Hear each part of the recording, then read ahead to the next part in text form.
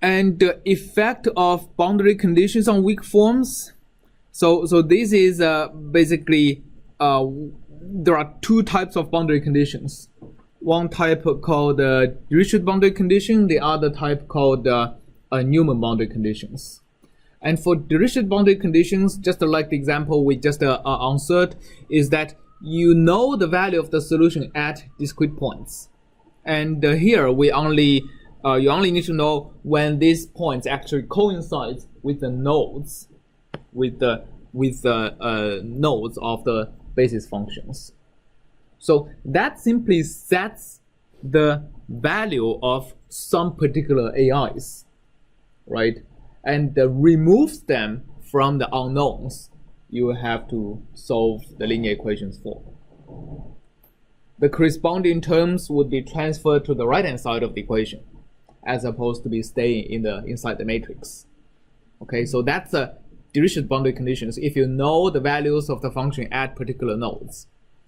The second type of boundary conditions are trickier. That's Neumann boundary conditions. This involves the derivative of the solutions. Or more generally, this involves whatever term that comes out of the integration by parts.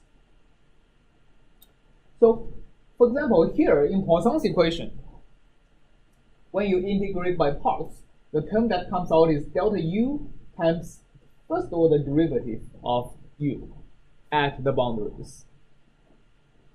Okay? So if you know the values of the first order derivatives, you just replace the du dx at the boundary with that known value. And after you perform that replacement, the boundary conditions are going to be naturally satisfied without enforcing anything additional. So these are called the natural boundary conditions.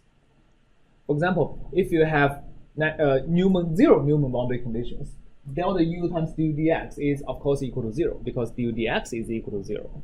That means you have no boundary terms in the weak form. Right? So this weak form is actually particularly for zero Neumann boundary conditions. And if you have non-zero Neumann boundary conditions, the boundary term, which is delta u times the known value at the boundary, should go into here or go into here.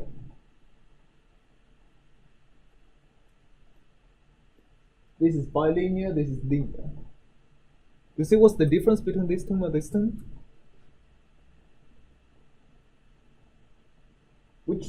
If you have delta u times a known value, should it go into here or go into here? Right.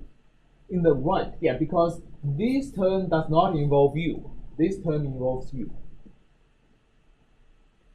After you substitute this particular form, right? So this is going to be u when you perform the substitution.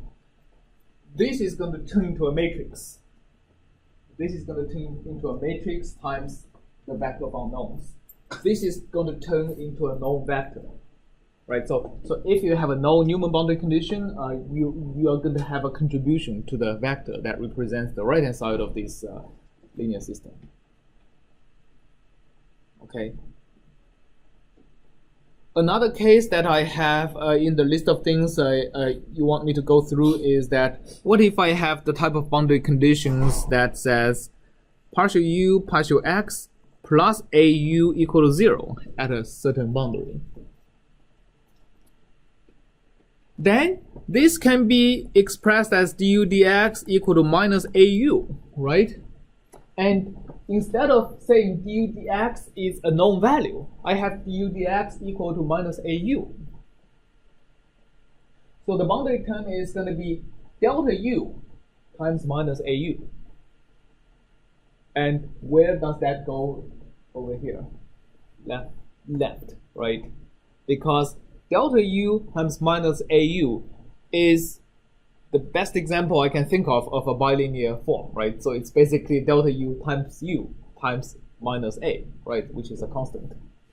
So basically, if you have that type of boundary conditions, it modifies the bilinear form. If you have a fixed Neumann boundary condition, you have a modification on B on the right hand side. So either you modify the right hand side or modify the matrix. Okay, so that's a little bit more about finite elements.